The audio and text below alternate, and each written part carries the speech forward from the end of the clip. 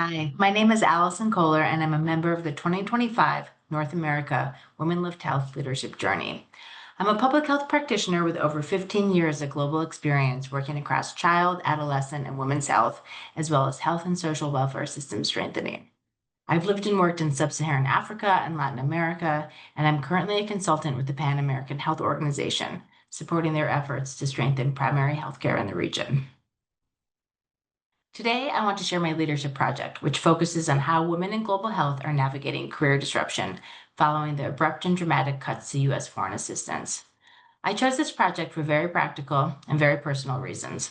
In January 2025, when funding cuts took effect, their impact rippled across the global health sector, from communities to clinics to national systems to the people behind the work.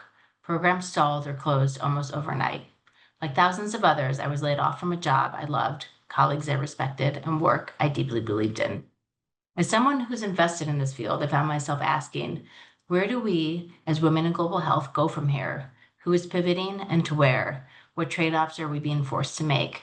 And what strategies are actually enabling resilience to viable paths forward?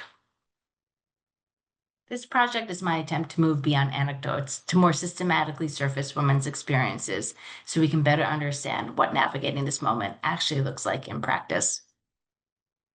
Over the course of 6 weeks, I conducted an online survey with 76 women in global health who were laid off due to U.S. foreign assistance cuts. Most were senior level professionals with an average of 17 years of experience, women who had built long, committed careers in this sector. Job search efforts were intense, with an average of 63 applications per respondent. However, most traction often came through trusted networks via direct referrals and prior professional collaborations. Many who secured opportunities did so outside of global health, often applying their skills and experience to domestic public health and healthcare. For those who had secured roles, progress came with trade offs. 51% had found work, but 61% described those roles as temporary steps rather than long term paths.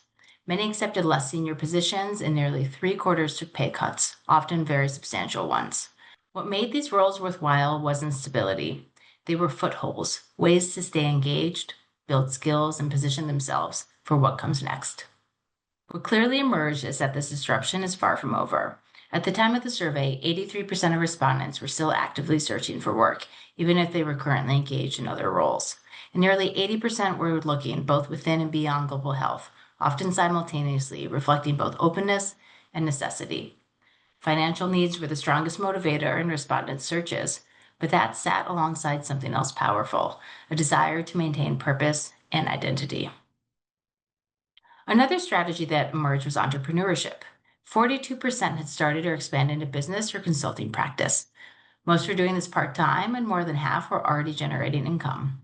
For some, entrepreneurship reflected personal interest beyond global health. For others, it was a response to a global health sector primarily only offering short term work. Despite all this effort, clarity and support remain uneven.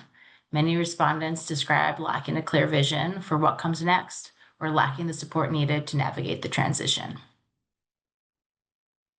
When asked what support would actually help right now, women were specific.